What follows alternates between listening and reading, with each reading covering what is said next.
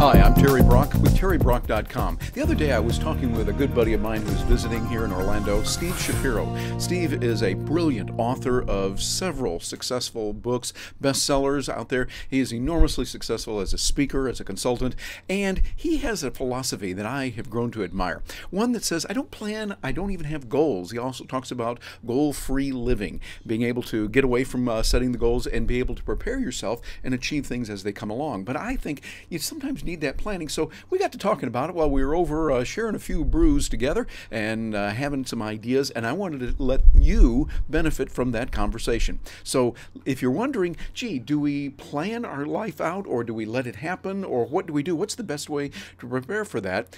Listen to Steve Shapiro, a person who's very successful, who's already done it, and who's done many good things, and getting ready for a lot more in the future. And I'll look forward to hearing your comments after you hear this. You can drop me a note, Terry@TerryBrock.com, and just watch the video and you'll get a chance to find out how to reach Steve and to get the other information. So here's the video, direct and live from where we were enjoying some good brew. Hi, I'm Terry Brock with TerryBrock.com, and joining me right here is Steve Shapiro. Steve, thanks for being. Oh, Terry, always a pleasure. And we are here, we got to tell you, I'm going to go ahead and we are here at the World of Beer in Orlando. You can see we got some good Baltica beer, and you're having some what, harp? Got a Guinness. Guinness beer, that's it. Yeah, couldn't get the harp today. But we're talking about how do you be successful? We know success is there, and we often say what you got to do is you got to set your goals, and you figure, what's it going to take to get it. And there's a lot of benefit, I think, in that. But Steve has a way of approaching it that is a little bit different. Tell us a little bit about that way that's not setting goals, but doing something else.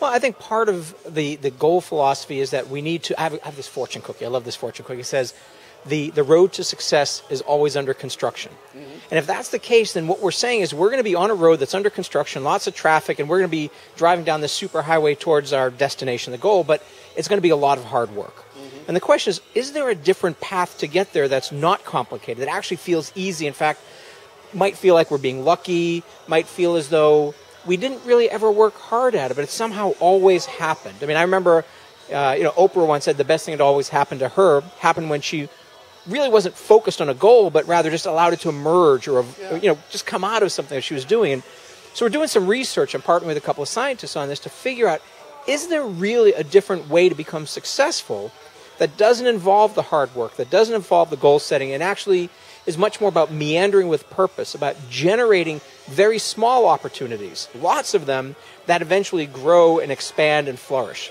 Now, some would say, wait a minute, you're just condoning being lazy.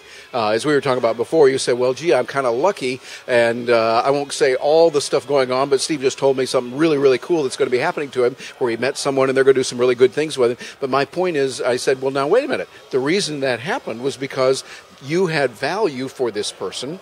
This person said, aha, Steve has done all these wonderful things with his great book on goal-free living, his book on personality poker, and do you have any other books?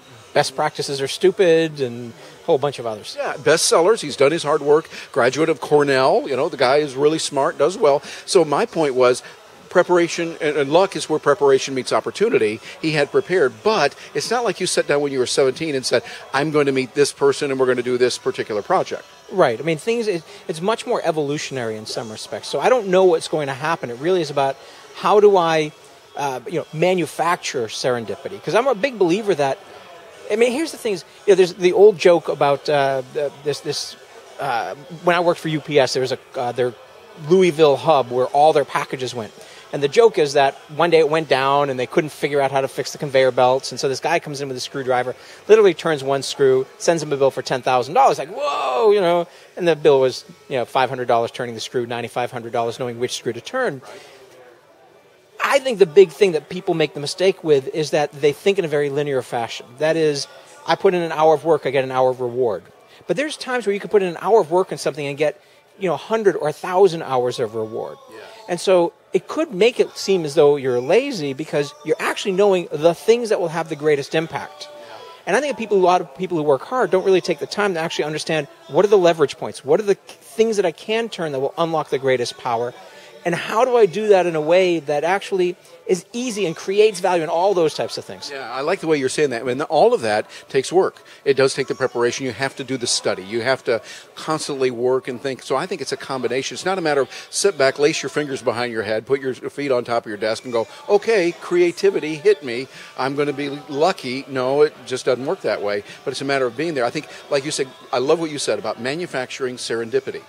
The idea is you study, you learn, you prepare, you become really good, the go-to person in a particular field that people want. And then you go to a convention, say, where people are interested in that topic, and you get a chance to be friendly, you connect with people, you talk to them, and then, gee, amazing things are going to happen. Is it kind of like that?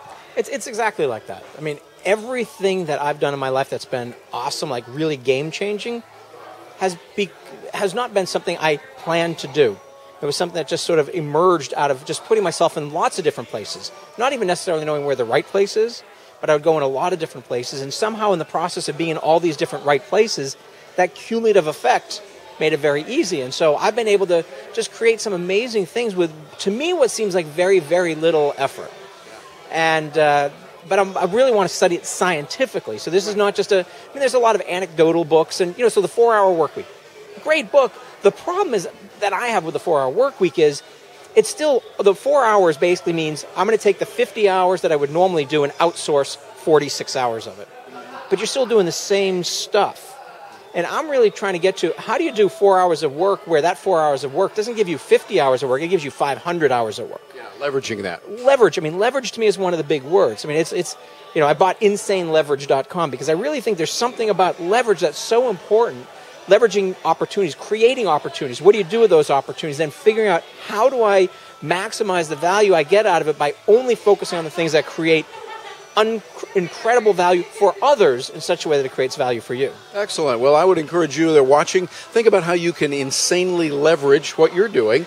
Make sure that you're able to get the dreams that you want, but realize it takes a different combination. And you can find out more about this and a whole lot of other good things with Steve. Steve, how does somebody get in touch with you? Look right there in the camera and tell them how they get in touch. So the best thing to do is just go to my website, which is steveshapiro.com, STEVESHAPIRO.com. And there's a bunch of blog entries on the topic. We'll be writing a lot more. And I'd also love to get some stories. If somebody feels as though they've created success in an unconventional way, please write me. I'd really love to hear your stories to understand what is it that you've done that led you down the path of success that might not be a traditional goal-oriented approach. Very good. Well, Steve, thank you very much for joining us. Always good to see you. Terry, always a pleasure. Thanks.